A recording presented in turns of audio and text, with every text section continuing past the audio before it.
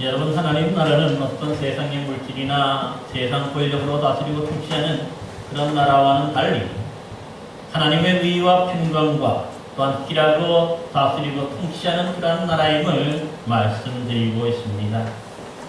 그래서 오늘 특별히 많은 사람들이 앓고 있는 온갖 질병들을 하나님 나라의 능력으로 치유하고 고침받음으로 이런 하나님의 의와 평강과 희락을 누리는 그런 하나님의 나라에 우리가 복을 누리게 된다는 것을 말씀드리려고 합니다.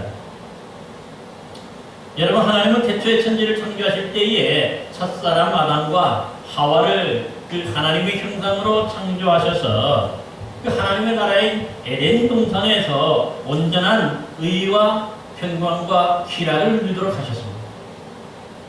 하지만 이 사단의 화신인 이 간교한 뱀의 유혹을 받아서 그 하나님께서 먹지 말라고 하신 그 동산 중앙에 있는 나무의 열매를 따먹음으로 그만 이 불법을 행하게 됐고 결국은 잘못하였던 것을 볼 수 있습니다. 여러분, 이 일로 첫사람 아담과 하와를 이렇게 범죄하게 만든 이 뱀은 모든 짐승보다 더 저주를 받아서 배로 다니게 되었고요.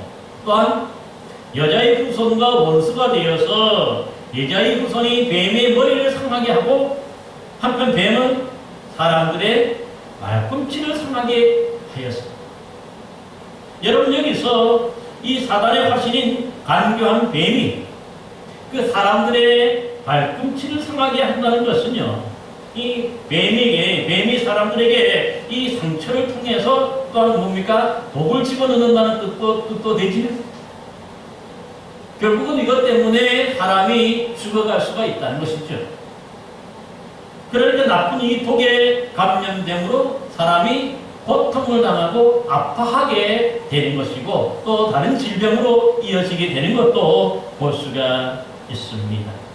여러분, 그래서 사실은 이 사단이 우리에게 뭔가 이 독을 집어넣음으로 인해 가지고 상처를 통해서 독을 집어넣음으로 우리가 고통당하고 우리가 죽음으로 나아가고 있게 되는 것을 볼 수가 있는 것이죠. 뿐만 아닙니다. 또 이때 먼저 범죄했던 하와는 그 임신하는 고통이 더해지게 되는데 결국 그래서 이 하나님의 의와 평강과 희락을 누리지 못하고 대신에 사실 가장 큰 기쁨이 되고 축복이 되어야 할 임신이 어떻게 보면 크나큰 고통이 된 것도 볼 수가 있는 것입니다. 또 이 범죄한 아담도 있는데요. 이 아담도 이 일 이후에 그 하나님의 나라의 의와 평강과 희락을 누리지 못하고 대신 뭔가 수고해야만 땅의 소산을 먹을 수 있는 그런 사람이 되고요. 더불어서 땅에는 뭡니까? 이 가시덤불후가 엉겅퀴를 내므로 인해서 여기에 그만 일하다가 찔려서 상처를 입게 되고 이 상처를 입게 되면 결국은 여러 가지 질병에 감염되는 아픔과 고통 속에서 살게 됐다는 것을 우리에게 가르쳐 주고 있습니다.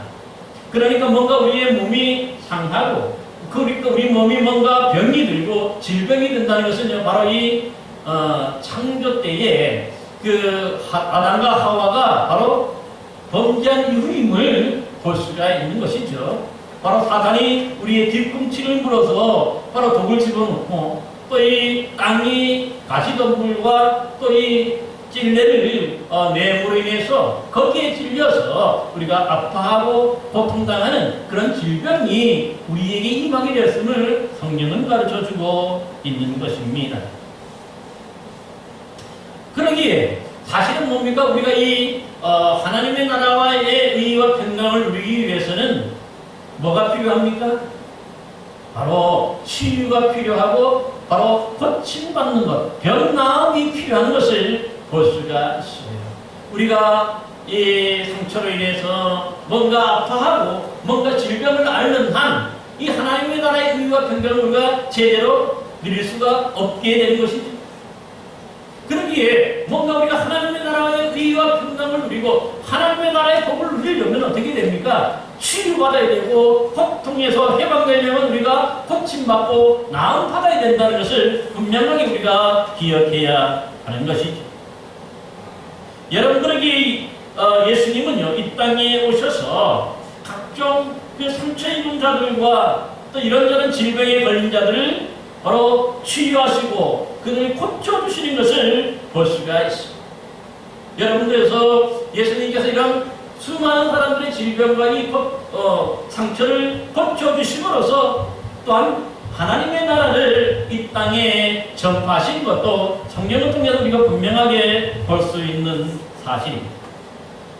그러기에 오늘 본문 말씀은요, 사실은 이 죽어가고 있는 회당장 야이로의 딸을 예수님께서 고쳐주시고 구원하러 가는 도중에 일어난 또 하나의 사건인데, 바로 12해를 혈증으로 알아온 한 여인이 이 짧은 시간에 치유받고 또한 구원받는 것에 대한 말씀을 우리에게 가르쳐주고 있는 것입니다.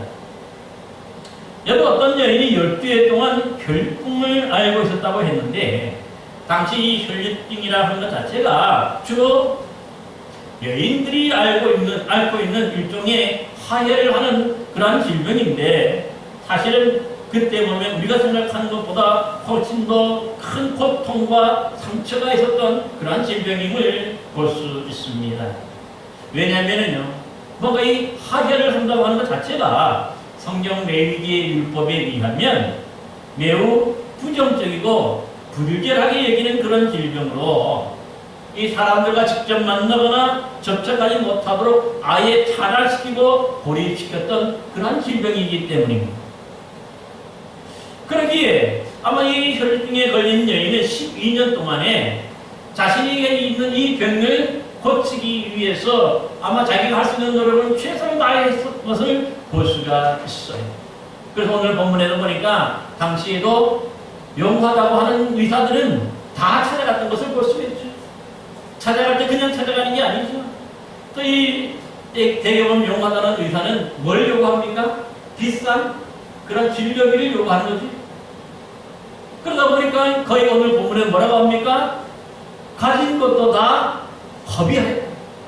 거의 재산도 이 질병 때문에 탕진할 정도가 됐다. 그렇게 말씀하고 있습니다. 여러분, 이렇게 뭔가 자신의 모든 노력을 다 기울였는데 문제는 뭡니까? 오늘 본문에 보니까 아무 효용도 없고 도리어 더 중하여졌다고 얘기해요. 여러분, 이 중하여졌다는 말은 뭡니까? 더 많이 피를 흘리는 그 상처가 더욱더 깊어지고 더 뭡니까? 크게 되었다는 것을 말씀하는 것을 볼 수가 있어요. 여러분, 이 정도 됐으면요, 사실 이 여인의 병은 뭐 가족들만 아는 병이 아니라 아마 웬만한 동네 사람들은 다 알고 있는, 아마 이웃 마을에까지도 미리 소문이 나서 이 여인을 가까이 하면 안 되는 그런 여인으로 이미 낙인이 찍혔던 것도 우리가 생각해 볼 수가 있어요. 그러게 이 여인은요, 아마 이 모든 사람들이 웬만큼 알아볼 수 있기 때문에 다 피하여 다니고, 오히려 그러다 보니까 집에 나오지 못하는 그런 뭡니까? 아픔과 고통도 더 함께 느꼈던 것도 볼 수가 있습니다. 근데 오늘 본문에 보면 이 여인이 집에 나오지 못하고 이 감금가 만약에 되는 그런 상태와 비슷한데, 그럼에도 불구하고 이미 뭡니까? 그 자신의 몸을 이끌고 바깥으로 나왔습니다. 왜 그럴까요? 이 여인이 지금 예수님에 관한 그런 소문을 들었기 때문에. 어떤 소문일까요? 예수님께 나아가면 예수님께서는 그 어떠한 질병도 다 고쳐주시고 다 치료해주시더라 하는 이 예수님에 대한 소문을 들으니까 12년 동안 이렇게 알아왔던 이 혈류증 때문에 고생했기 때문에, 나도 예수님을 만나기만 하면 뭔가 고침받을 수 있다는 기대와 희망이 있기 때문에 그러한 것이죠. 특별히 그동안에 자신의 재산을 가지고 용하다는 그런 의사들을 다 찾아가고 했지만은 고치지 못했지만은 예수님만은 자신의 질병을 고쳐 고칠 수 있고 치료할 수 있다고 하는 그런 믿음이 있었기 때문에 그 소문을 듣고 나와서는 안 되는, 사람들이 많이 모이는 곳에 결코 가서는 안 되는 그러한 몸을 이끌고 지금 예수님을 만나러 나온 것을 볼 수가 있습니다. 그런데 다행인 것이 있었습니다. 바로 그 모든 사람들이 이 야이로의 집으로 가시는 예수님을 따라가고 있었는데 수많은 사람들이 예수님을 애워싸고 예수님에게만 관심을 기울였지 이 여인에게는 관심을 기울이지 않았기 때문에 그런 거죠. 사람들이 하도 많이 몰렸기 때문에 이 여인을 알아보는 사람들이 별로 없었다는 거죠. 그러니까 그 자리에 갈 수가 있어요. 그러기에 이 여인은, 혈중을 알아온 이 여인은 아무도 모르게 예수님의 뒤로 접근하여서 그가 원하는 대로 예수님의 옷자락에 손을 대었는데 그 이유는 뭐냐? 자신이 예수님의 옷에만 손을 대어도 구원을 받으리라 생각하였기 때문이라고 말씀하고 있어요. 그러니까 뭔가 이 불길한 여인이 다른 사람에게 손을 대는 것 자체가 다른 사람을 오염시키고 다른 사람을 전염시키는 그런 뭡니까? 기 때문에 결국은 뭡니까? 이런 일을 해서는 안 되는 거지. 이게 기본이잖아요. 특히나 예수님 같이 사실은 뭡니까? 많은 사람들을 만나고 많은 사람들의 병자를 고치시고 하는 이런 예수님을 그가 만약에 이 뭡니까? 부정을 예수님께 전염시킨다면요. 이것보다 더 큰 신뢰가 어디 있을까요? 사실 예수님은 이 일로 인해서 어떻게 될까요? 만약에 접촉이 된다면 예수님도 당시의 율법에 따라서 이 7일 동안은 움직이지도 못해. 스스로가 고립이 되어서 이제 7일 동안은 뭡니까? 다른 사람을 만나지 못하고 고립되어서 지내다가 7일날 정결 예식을 통해서 거룩함을 입어야 다시 사람들을 만날 수 있는 그런 사람이 되었던 거거든요. 그럼에도 불구하고 이 여인은요, 이 예수님에게 자신의 이 부정함을 오염시키고 전염시킨다는 그런 생각은 전혀 하지 못하는 거죠. 지금 이 여인의 머리에는 뭐가 들어있습니까? 내가 예수님을 만나야 되고 그 예수님을 통해서 내가 12년 동안 알아온 고치지 못한 이 질병을 지금 고침받고 나아가야 한다는 이 한 가지 사실만 기억합니다. 이것 외에는 지금 뭡니까? 이 여인은 결코 그 어떤 것도 생각하지 못하는 것을 볼 수가 있는 것이죠. 그러기에 이런 믿음과 이런 확신이 그 모든 것들보다 앞서갔기 때문에 이 여인은 예수님의 뒤로 가서 보이지 않게 그 예수님의 옷자락에 손을 내는 것을 볼 수가 있는 것이죠. 여러분, 그러자 어떤 일이 벌어집니까? 정말 상상도 못했던 그런 일이 29절을 말씀해 보니까 이에 그의 혈류 근원이 마름에 병이 나은 줄 스스로의 몸이 깨달았다, 그렇게 말씀하고 있습니다. 여러분, 그러니까 이 믿음으로 예수님의 옷자락에 손을 댔는데 그 순간에 혈류의 근원이 말랐다는 거예요. 한 번도 병에 걸리며 말른 적이 없는 거죠. 계속해서 피가 흘렸기 때문에. 근데 예수님의 옷자락에 손을 대는 그 순간에, 믿음으로 손을 대는 그 순간에 더 이상 피가 흘러내리지 않았다는 거죠. 그걸 스스로의 몸이 깨닫게 되고, 아, 내가 이제 나았구나 하는 것들을 확신을 가지게 되는 것을 볼 수가 있는 것이죠. 근데 놀라운 일이 있습니다. 이 여인이 고침받은 것 자신만이 아닌 게 아니었습니다. 또 누가 알고 있었습니까? 오늘 본문에 보니까 그 예수님이 알고 계시는 것을 볼 수가 있습니다. 즉, 예수님께서도 뭔가 병을 고치는 능력이 자신에게서 나아갔다는 사실을 알고 누구인지를 지금 예수님께서 찾고 계시잖아요. 그러자 이 여인이 자기의 병나음을 인해서 예수님 앞에 두려워 떨면서 엎드려서 사실대로 얘기했다, 그렇게 말씀하는 것을 볼 수가 있습니다. 사실 예수님의 주변에 지금 뭡니까? 야이로의 집으로 갈 때에 수많은 사람들이 지금 예수님을 애워싸고 있었기 때문에 아마 예수님의 옷자락에 손을 댄 사람은 이 여인뿐만 아니겠지요. 서로서로 떠밀려가지고 예수님의 손을 잡고 예수님의 몸을 잡고 옷자락뿐만 아니라 온몸을 만지고 한 사람들이 많은 거예요. 그런데 그 수많은 사람들이 예수님의 그 몸이 옷자락이라든가 몸에 손을 대거나 몸이 부딪혔지만은 고침받은 사람은요, 누구밖에 없습니까? 바로 이 여인, 12년 동안 혈류증을 앓아온 이 여인 한 명밖에 없었다고 하는 사실을 우리는 주목해야 하는 것이죠. 왜 이런 일이 벌어질까요? 왜 이런 차이가 있습니까? 아마 수많은 다른 사람들은요, 예수님의 뭡니까? 이 몸에 그 믿음이 없잖아요. 뭔가 예수님의 몸에 내가 손만 대도 낫겠다 하는 그런 믿음이 없잖아요. 그냥 예수님의 그 능력만 보려고 지금 쫓아가는 중이에요. 근데 이 혈류증을 앓아온 여인은 어떻습니까? 그 목적이 분명한 거죠. 예수님의 옷자락에 내가 손만 대도 내 병이 낫겠다 하는 그런 믿음과 확신을 가지고 그 몸에 손을 댔기 때문에 이 여인만 낫게 되는 거예요. 그래서 여기서 우리가 중요한 거 한 가지를 깨달아야 돼요. 그냥 우리가 예수님의 몸 자체가 중요한 게 아니죠. 예수님을 만나고 예수님의 그 옷자락을 손을 대는 게 중요한 게 아니에요. 더 중요한 게 뭐죠? 믿음이잖아요.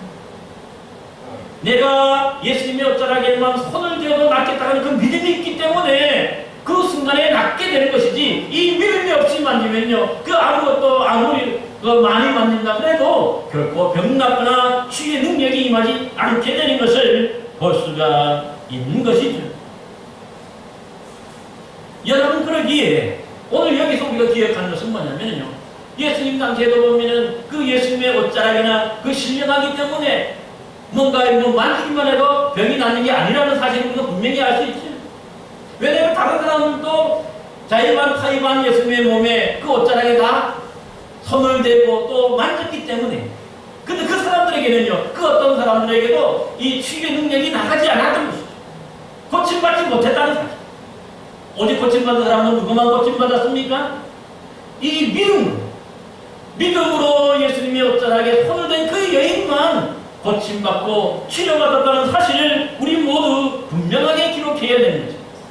결국 예수님의 축복선을 통해서 이 여인이 12년 동안에 이 하나님의 나라와 의의 평강과 희락을 누리지 못했는데, 그 순간에 뭡니까? 이 병이 낫는 순간에 그 어떤 것보다도 기쁘고 그 어떤 것보다도 즐거워하고 그 마음에 평강이 임하게 되는 것을 볼 수가 있게 되는 것입니다. 그래서 하나님의 나라가 그에게 완전히 임하게 됩니다. 이제부터 뭡니까? 고통이나 아픔 대신에 하나님이 진짜 원하시는 의와 평강과 희락을 누리는 그런 하나님 나라의 삶을 살게 되는 것을 우리는 기억해야 할 줄로 믿습니다. 오늘날도 마찬가지입니다. 여러분, 마태복음 10장 1절에 보면 예수님께서 그의 12제자를 부르사 더러운 귀신을 쫓아내며 모든 병과 모든 약한 것을 고치는 권능을 주시니라 분명하게 말씀합니다. 그러니까 예수님만 뭔가 치유하고 고치는 능력이 주어진 것이 아니라 그의 제자들에게도 바로 이게 병 고치는 능력, 치유의 능력이 그에게 주어지는 것을 볼 수가 있는 것이죠. 여러분, 그렇게 이후에 보면 사도행전에 보면요, 예수님의 제자들이 가는 곳에서 이 치유의 능력이 나타났어요. 이 치유의 능력이 나타나고 인해가지고 사람들이 병 고침을 받으니까 그 소문을 통해서 오히려 더 많은 사람들이 모이게 됐고, 사실 그래서 초대교회는 이 병 고침의 역사를 통해서 이 능력을 통해서 교회가 부흥되어가는 것도 볼 수가 있는 것입니다. 그러기 여러분이 2000년에 이 기독교의 역사를 통해서도 살펴봐도 사실 교회를 통해서 주의 종들을 통해서 각종 병을 고치고 이 치유하는 능력 때문에 바로 많은 사람들이 병 고침 받고 많은 사람이 치료받음으로써 그들 모두도 하나님 나라의 의와 평강과 희락을 누리게 되고 하나님의 나라가 증거되는 것을 볼 수가 있는 것이죠. 여러분, 우리나라도 마찬가지입니다. 120여 년 전에 이 땅에 복음이 들어왔을 때고요, 사실은 이런 병고침의 치유의 역사가 함께 했는 것을 우리가 기억해야 합니다. 그러기에 교회 이런 치유의 능력과 병고치는 능력이 교회를 통해서 일어나니까 이 교회들마다 큰 부흥의 역사도 일어나게 되는 것을 볼 수가 있습니다. 여러분, 우리 여기 병천에도 보면 한 예로 그 유관순 열사가 다녔던 이 병천의 매봉교회가 있습니다. 그 교회에 현재 담임 목사님이신 이 박윤영 목사님으로부터 제가 직접 들었는데, 이 교회가 1901년도에 세워졌습니다. 그리고 이 교회에 이 전도사님도 계셨는데, 바로 유관순 열사의 작은 아버지가 그 교회의 전도사로 있었고, 초창기. 그 유관순 열사의 부모님도 이때 함께 예수님을 영접하고 교회의 중요한 기도자 핵심 그룹이 돼요.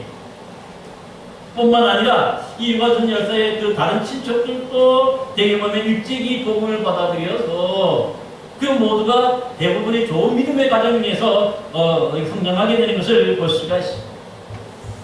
그런데 제가 한 가지 궁금했던 게 뭐냐면은, 사실 매봉교회는 병천 시내에 있는 게 아니라 시골에 있잖아요.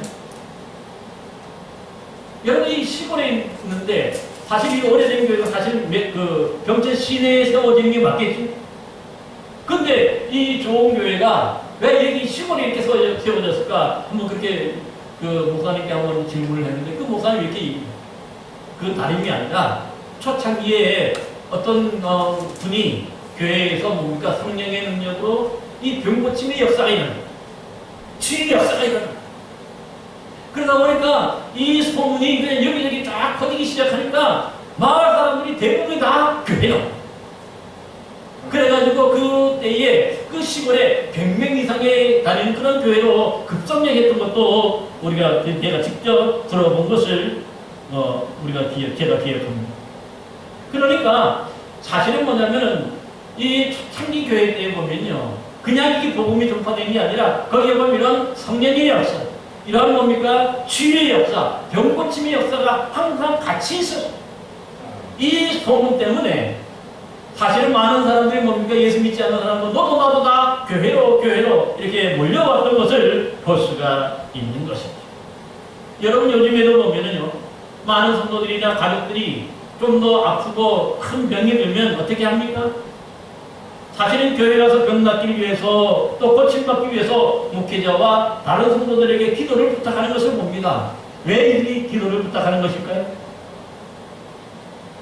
사실 야고보서 5장에서 이렇게 기록합니다. 너희 중에 병든 자가 있느냐? 그는 교회 장로를 청할 것이요, 그들은 주의 이름으로 기름을 바르며 그를 위해서 기도할지니라 말씀하셨고, 또 그러므로 너희 죄를 서로 고백하며 병 낫기를 위해서 서로 기도하라. 의인의 간구는 역사하는 힘이 큼이라 당부하고 있습니다. 그러니까 성경 자체도 이 사도들 시대에도 보면은요, 뭔가 이 병 낫기를 위해서 기도하는 것, 이게 교회의 사명으로 기록하고 있다는 사실입니다.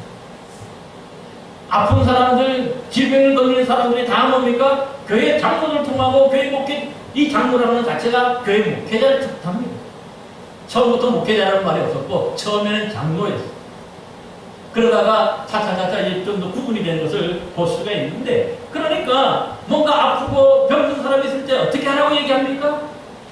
목회자를 부르고 교회 장로들을 불러서 기도해야 된다는 거지. 또 기도해 줘야 된다. 왜냐하면 의인의 간구는 역사하는 힘이 크기 때문이라고 그 이유까지도 분명히 말씀합니다. 그러니까 우리가 아픈 사람이 있고 또 질병에 걸린 사람이 있다면 교회는 당연히 그들을 위해서 기도하고 그들을 위해서 병 낫기 위해서 강구해 주는 것, 이게 바로 교회의 또 역할인 것을 우리는 분명히 기억해야 합니다. 왜 우리가 기도합니까? 오늘 이 혈류증을 앓았던 여인과 똑같이 우리 주님께서 고쳐주실 능력이 있고 그들을 치료할 수 있는 능력이 있다는 것을 우리가 믿으니까 기도하는 거죠. 만약에 우리가 병이 나을 수 있고 치료할 수 없다고 생각한다면요, 이 믿음이 없다면 우리가 기도해도 소용이 없는 거죠. 기도할 이유가 없는 거죠. 사실 우리가 기도하는 이유는 뭡니까? 우리 주님이 우리에게 이런 병 고치는 능력을 우리에게 주셨기 때문에 그런 거예요. 아멘.